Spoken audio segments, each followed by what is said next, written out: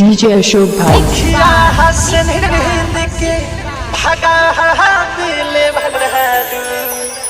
प्यार में ऐसन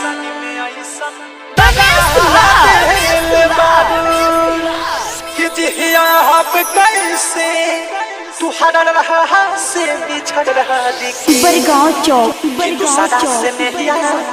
लगा ले बारू। डीजे अशोक भाई हमने तो अपनी जान रख दी थी तुम्हारी हथेली पर और तुमने इसे मेहंदी से बदल दिया। अरे अगर धड़कनें ही छीनी थी तो इस पत्थर को दिल क्यों दिया।